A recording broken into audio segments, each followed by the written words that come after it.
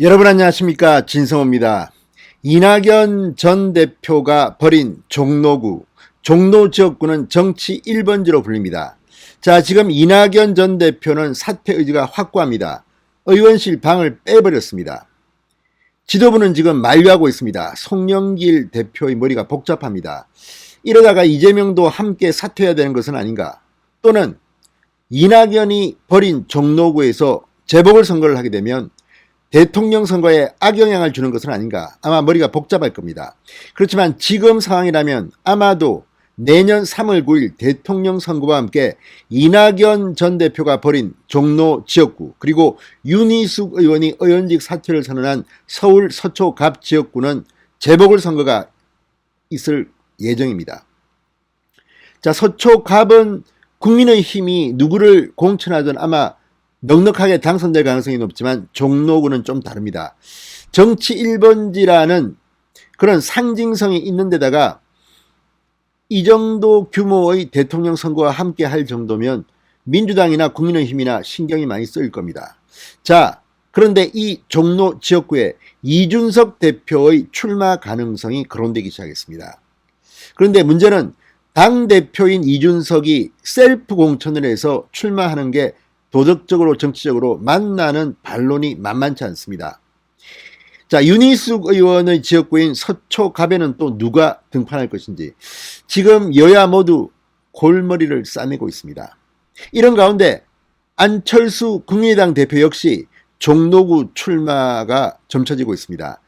지금 이준석 대표나 안철수 대표나 모두 원외입니다. 배지가 아닙니다.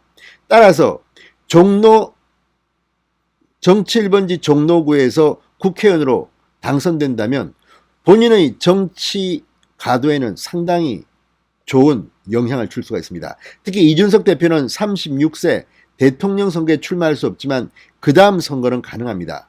따라서 종로구에서 국회의원 배지를 단다면 이준석으로서는 크게 남는 장사입니다. 그럼에도 불구하고 지금 이준석 대표는 노원병이라는 자신의 지역구가 있습니다.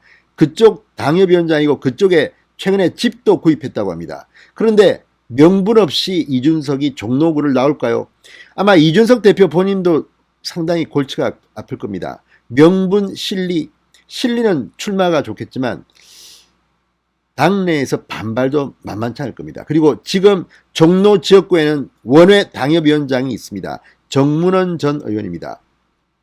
이 외에도 지금 이곳을 노리는 국민의힘의 후보들, 가령 황교안 전 대표도 한번 떨어졌기 때문에 노리고 있지 않을까 싶기도 하고, 또 다른 제가 볼 때는 김병준 전 비대위원장 같은 사람이 종로구에 한번 도전할 만합니다.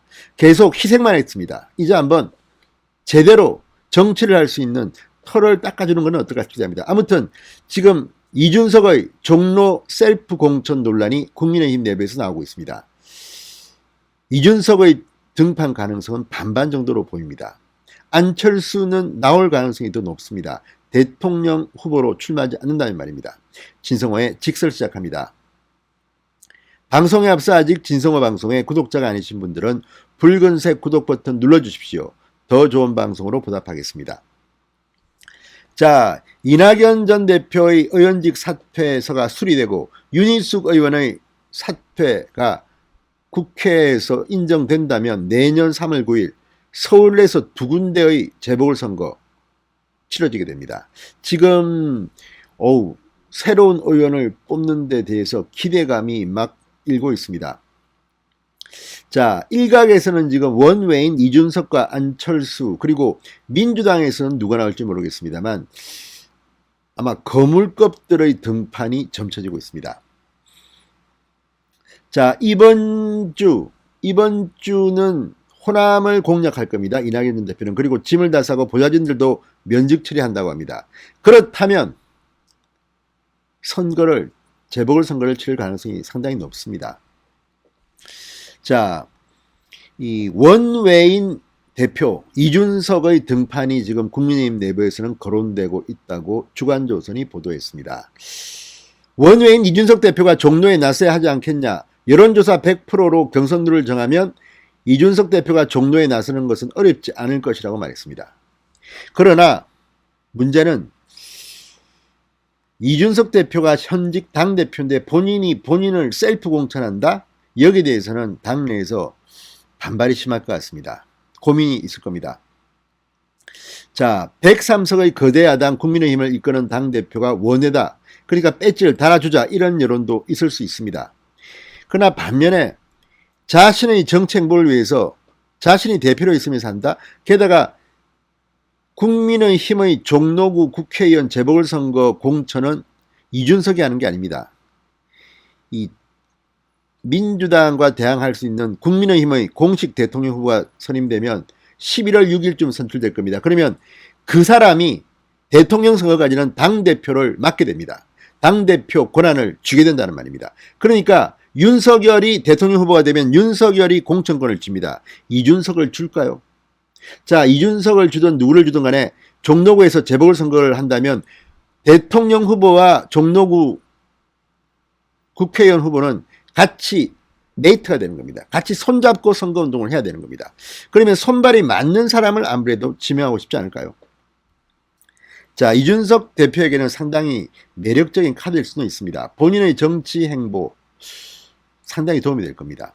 그런데 문제는 지난해 총선 때까지 서울 노원구 병에서 3번이나 국회의원 선거에 출마했고 본인도 지금 이 지역에서 국회의원 배지를 달고 싶어 합니다. 그래서 이준석이 말하는 정치 원칙대로 하면 이준석은 종로구 출마를 안 할 겁니다.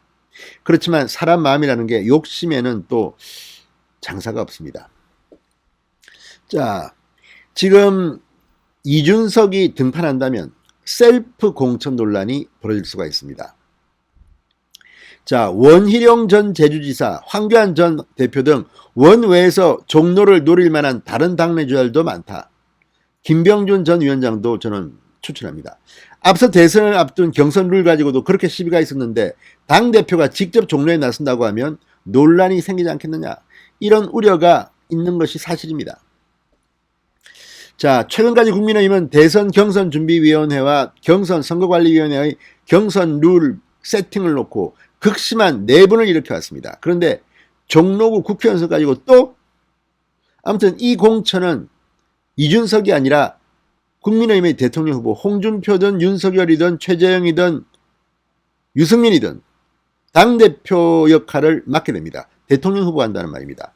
그런데 이준석에 대해서 호의적인 사람은 유승민 같으면 뭐 줄 수 있겠습니다만 쉽게 줄이하지 않을 것 같습니다. 아무튼 이 문제는 지금 상당히 논란이 될 것 같습니다. 자, 어쨌든 종로구 선거 상당히 화제가 될 것 같습니다. 대통령 선거와 맞물렸기 때문에 더더욱 그렇습니다. 진성호의 직설이었습니다. 여러분 감사합니다.